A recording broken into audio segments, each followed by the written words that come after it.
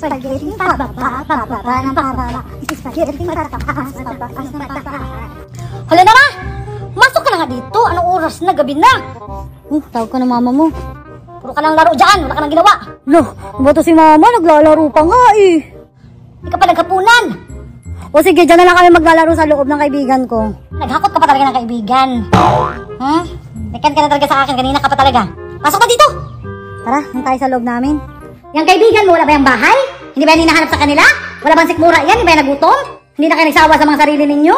Kaya nga dito na nga lang kami, magkukomputer na lang eh. Ganda ng bahay nyo ah. Daming ilaw ah.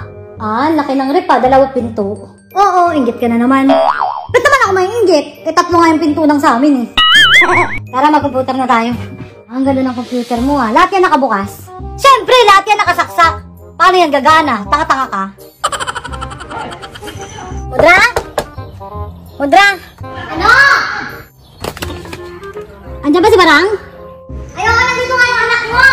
Kanina kasi naglaro sila dyan sa labas. Sabi ko, pumasok na lang kayo dito sa loob. Kaya malamok na doon. Ayun, nandun sa kwarto na computer. Ganun ba?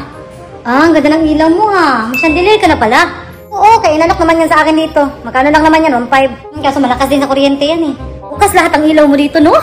Oo, kasi gusto ko maliwanag. Napres sa mata ba? Ala, ang laki naman ang rep mo. Bago din yan? Oo, kaya yung anak ko naman ang nagsabi na bumili niyan. Nagpadala ng pera, di ba nga abroad yung anak ko si Eduardo. Sabi niya, ma, bumili ka ng malaking frigidaire ha, yung malaking-malaki. Kaya bumili na lang ako. Isa pa yan ako, malakas din yan sa kuryente. Naku, Diyos ko. Asa na ba yung anak ko si Barang? Andun nga, naglaro nga sila ng computer ba yun? Puntahan mo doon. Sige, puntahan ko. Barang! No, nandiyan na mami ko, tawag na ako. Let's go, honey! It's go in the dark! Sige, bye! Pati yung computer mo, lahat yun nakasaksak. Ang lakas mo sa kuryente, no? Okay lang yan, uy. Kaya sabi naman sa Meralco, libre naman daw ngayong buwan. Kasi nga COVID, di ba? Yung TV mo, oh, magdamag din yan nakabukas. Wala naman nanonood.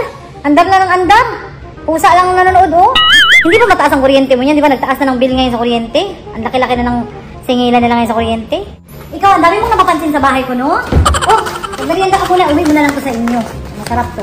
Never mind, I'm not hungry. Yung utang mo, bayaran mo, ha? Total, magastos ka sa kuryente. Opo, Meralco. Ano yan? Yung bill niyo po sa Meralco. Due date na po ito bukas eh. Baka maputulan pa kayo. Magkano to? Laki-laki naman ang bill namin. 163,287. Ano ka lang bahay ko, mall? Ang mamalay ko. Natrabaho lang naman ako eh. Check niyo yung switch niyo. Baka grounded. Sige, ikaw ang mag-check. Baka makuryente pa ako. Ma'am, papatayin ko na pa ha. Sige, patayin mo na. 1, 2, 3. No, namatay.